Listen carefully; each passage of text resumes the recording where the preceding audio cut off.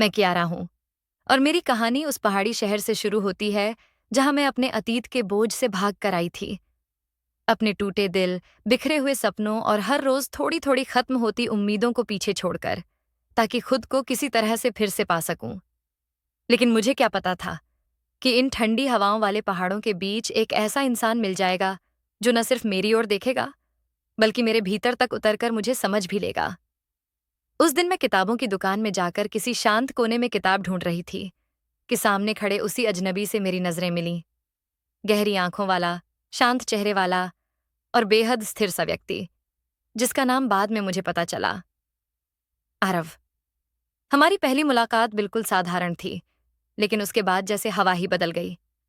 मैं चाहकर भी उसे नजरअंदाज नहीं कर सकी। अगले दिनों में हम बार बार, बिना वजह, बिना योजना के, एक ही जगहों पर टकराते रहे। कभी चाय की दुकान के पास, कभी पहाड़ी पगडंडियों पर, कभी बारिश में अचानक भीगते हुए। मुझे लगता था वह मुझे देखता नहीं था, पढ़ता था।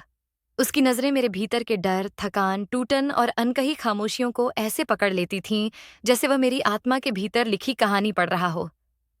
एक शाम उसने मुझे अपने छोटे कॉटेज में चलने को कहा, और जाने क्यों, मैं बिना झिझक चली गई। कमरे में हल्की मोमबत्ती जल रही थी, हवा की ठंडी सरसराहट थी, और हम दोनों एक दूसरे के इतना पास बैठे थे कि हमारी सांसें एक दूसरे को छू रही थीं। उसकी उंगलियां मेरे चेहरे के पास तक आईं, लेकिन उसने मुझे तब तक नहीं छुआ जब तक मैंने खुद उसका हाथ पकड़कर अपने गाल से नहीं लगाया। और उस पल जो एहसास मेरे भीतर उतर गया, उसने मेरी सारी सालों की जमा ठंड को पिघला दिया। उस रात उसने सिर्फ इतना कहा, कियारा, अगर तुम टूटना चाहती हो, मेरे अंदर टूटो, मैं संभाल लूंगा। उस एक वाक्य ने मेरी दुनिया बदल दी। अब मैं उससे मिलने जाने से पहले खुद को तैयार करती। थोड़ा आज दुपट्टा ठीक, थोड़ी आज बालों में क्लिप, थोड़ी आज मुस्कान, और उसके ध्यान में रहने का एहसास मुझे अनजाने में सजाने लगा। हम जंगल में साथ चलते, पहाड़ों पर बैठकर हवा देखते, और उसकी उंगलियां अक्सर मेरी उंगलियों को ढूंढ लेतीं, धीमी, गर्म, सुरक्षित। एक दिन उसने मुझे पहाड़ के पीछे बने एक पुराने लकड़ी के घर में लेकर गया, वही जगह जहां उसकी कुछ तस्वीरें थीं।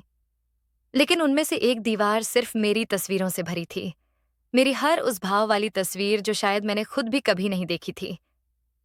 मैं हिल गई। मैंने पूछा, इतनी तस्वीरें क्यों? उसने धीरे से जवाब दिया, क्योंकि जब मैं तुम्हें देखता हूं मैं शांत हो जाता हूं, तुम मेरी दुनिया को थमाती हो। उस दिन मुझे पहली बार पता चला कि कोई इंसान सिर्फ देखा नहीं, महसूस भी किया जा सकता है। उस रात उसने मेरा चेहरा अपनी हथेलियों में लिया और कहा, तुम मेरी कमजोरी नहीं, मेरी जरूरत हो। उसके शब्दों में जो सच्चाई थी, उसने मेरे दिल की सारी दीवारें गिरा दीं। हम पहाड़ी चोटी पर गए और उसने पूछा, कियारा, अगर मैं कहूं कि तुम्हारे साथ हर मौसम जीना चाहता हूं, तो? मैंने कहा, अगर तुम साथ हो तो मैं उम्र भर चलूंगी। वह मुस्कुराया, वह मुस्कान जो मेरी दुनिया की रोशनी बन गई थी। हम वहीं बारिश में भीग गए और उसने मुझे अपनी बाहों में लेकर कहा, यह बारिश सिर्फ मौसम नहीं, याद है कि हम कभी अकेले थे और आज साथ हैं। रातें उसकी धड़कनों में गुजरती, सुबह उसकी सांसों में। मैंने पूछा, अगर मैं कभी फिर टूट गई तो? उसने मुझे कसकर पकड़ते हुए कहा, मैं मजबूत हो जाऊंगा।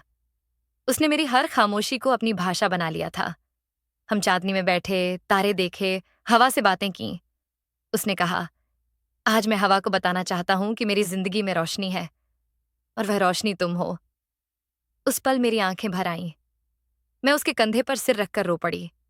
खुशी के आंसू, राहत के आंसू, वह सुकून जो सिर्फ अपनी जगह मिलने पर आता है। उसने मेरे आंसू पोंछकर कहा, तुम पूरी लगती हो, कियारा, अधूरी नहीं। समय गुजरता गया और हमारा रिश्ता एक शांत नदी की तरह बहता गया, गहरा, स्थिर और प्रेम से भरा। एक दिन वह मुझे उसी किताबों की दुकान ले गया जहां हमारी कहानी की शुरुआत हुई थी। उसने मेरी हथेलियां अपने हाथों में पकड़कर कहा, कियारा, क्या तुम मेरी कहानी का अंत नहीं, मेरी जिंदगी बनना चाहोगी? मेरी आंखें भर आईं। मैंने धीरे से कहा, मेरी मंजिल तुम हो। हम बाहर निकले ही थे कि अचानक बारिश शुरू हो गई। वह हंसा और कहा, हर अच्छी कहानी बारिश के साथ ही पूरी होती है। मैंने उसका हाथ पकड़ा और कहा, अब मैं कहाँ जाऊंगी? तुम ही तो मेरा घर हो।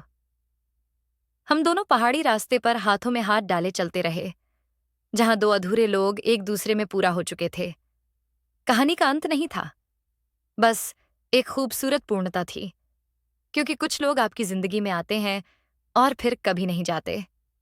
तो दोस्तों, यह थी मेरी छोटी सी कहानी।